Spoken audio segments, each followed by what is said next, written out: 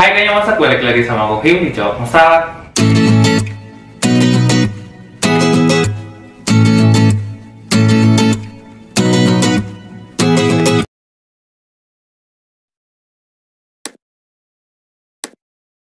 Nah, hari ini aku mau bikin video review lagi setelah beberapa minggu.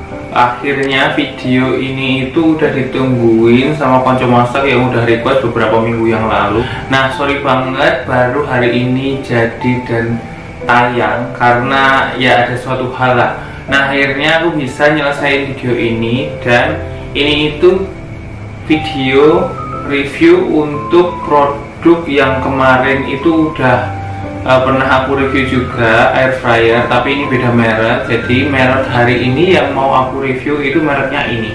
Nah, si Mito ini itu merek yang cukup udah lama sih dibandingkan si Gabor kemarin. Bedanya itu si Mito ini wattnya lebih rendah daripada si Gabor kemarin. Jadi ini bisa jadi salah satu solusi untuk teman-teman yang lagi cari air fryer dengan watt yang lebih rendah dibandingkan si Gabor kemarin. Tapi memang untuk dari segi harga sendiri ini emang lumayan lebih mahal daripada si Gabor. Nah, gimana reviewnya untuk si air fryer Mito ini? Yuk langsung aja kita review bareng-bareng. Oke, kita mulai dengan spesifikasinya dulu. Ini power wattnya itu ada 650 watt dengan ukuran itu sekitar 4 kiloan, dan voltasenya di 220 sampai 240 volt dengan volume dalamnya kapasitas 4 liter. Nah, untuk bodinya sendiri ini aku pilih yang warna white, dan ada dua jenisnya, ada yang mint green dan juga white. Nah, untuk bagian dalamnya, untuk bagian loyang bagian dalamnya seperti ini, dia warnanya kayak abu-abu gitu. Ini dengan 4 layer pelapis granit coating. Nah, jadi untuk lapisannya sendiri udah dijamin aman, nggak mudah netel. Nah, untuk bagian samping-sampingnya itu ada pelindungnya juga yang karetnya biar nggak anti baret. Nah, untuk bagian kelengkapannya ini ada kartu garansi dan juga ada buku petunjuknya di bagian dalam pembelian. Untuk garansinya sendiri itu dia mengklaim setahun aja. Jadi kalau misalkan ada kerusakan di tahun pertama bisa langsung kalian klaim. Nah, ini untuk yang pelapisnya bagian dalam tadi ini kita dapat serepanya, jadi bisa diganti-ganti kalau misalkan ada yang hilang.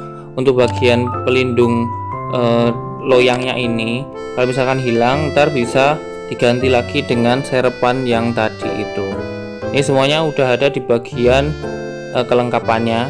Dan ini untuk bagian belakangnya itu ada kipasnya, lumayan gede banget dan letaknya ada di tengah. Terus di bagian bawahnya itu ada tempat untuk menggulung kabel, jadi misalkan nggak dipakai kayak gitu, kabelnya bisa digulung.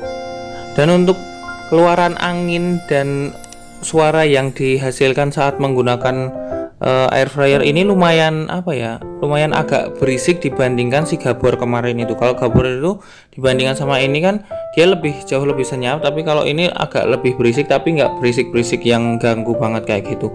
Nah, untuk bagian layar depannya ini lumayan gede banget, dan tulisan untuk layarnya ini touchscreen, jadi tinggal dipencet-pencet aja. Kalau misalkan untuk mau pilih-pilih menu yang kita pilih kayak suhu dan juga waktunya, itu tinggal dipilih di bagian layar sentuhnya kayak ini.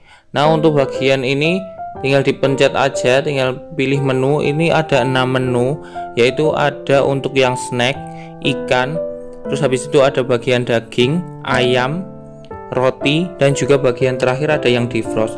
Nah, untuk bagian penentuan waktu dan juga suhu ini tinggal dipencet-pencet aja, kalian sesuaiin untuk bagian waktu dan suhu yang digunakan untuk memasak. Nah, kalau udah dalam kondisi memasak kayak gini, untuk tombol-tombolnya sendiri ini udah aman banget, jadi nggak bisa dipencet-pencet lagi, kecuali kalau kita matiin di tombol off-nya, itu bakalan dia mati kayak gini, dia bakalan mati. Untuk suhu maksimalnya itu di 200 derajat Celcius, dan juga untuk waktu maksimalnya di 60 menit. Lanjut di bagian dalamnya, ini ada mesin pemanasnya.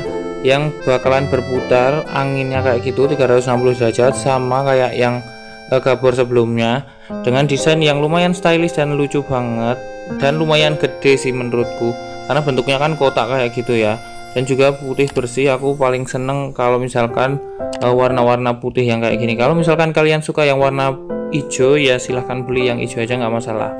Nah, ini aku mau cobain untuk masak nugget. Jadi dia tinggal disesuaikan dengan waktu yang kira-kira kita biasanya bapak. Kalau aku biasanya di 15 menit dengan suhu 180 derajat aja, nanti dia udah bakalan mateng dan hasilnya oke, lumayan lah. Kalau misalkan kalian mau sesuaiin untuk masak yang lainnya, tinggal disesuaikan dengan 6 preset yang ada. Ini bakalan jadi gampang dan simpel banget. Jadi kalian tinggal klik-klik tombolnya aja di layarnya ini, terus dia bakalan udah jalan sendiri dan udah aman banget. Nah, kalau misalkan kalian keluarin hasilnya kayak gini, ini si nuggetnya lumayan oke banget. Tapi memang kalau misalkan dari segi warnanya sendiri, kalau pakai air fryer tuh biasanya kayak gini, warnanya cenderung pucat, nggak bisa yang coklat kayak gitu. Pas mesin nyala, terus kita buka tutupnya ini, dia bakalan standby dan akan jalan lagi kalau kita udah balikin ke tutupnya lagi. Dengan harga sekitar 800 ribuan dan udah dapet touchscreen dan juga low watt sekitar 650 watt aja. Ini menurutku cocok sih dengan harga yang segini. Memang fasilitas dan kualitas yang dia berikan itu seperti itu. Tapi kalau misalkan bagi kalian ini harganya udah dapat 2 kali lipat dari Gabor kemarin dan kalian nggak masalah dengan listriknya, mungkin Gabor bisa jadi alternatif dibandingkan Mito ini. Kalau kalian mau cari yang wattnya rendah, Mito ini menjadi salah satu yang oke lah. Oke, segitu dulu untuk review Mito DigiFry AF1 ini. Kalau misalkan ada saudara atau teman atau siapapun yang butuh review ini, silahkan dibagikan ke teman kalian yang lainnya. Kalau misalkan kalian suka dengan video ini, like aja, kalau enggak dislike aja, terserah. Dan kita ketemu lagi di review produk selanjutnya. Kalian bisa komen juga kira-kira produk apa untuk next video lainnya. Dadah.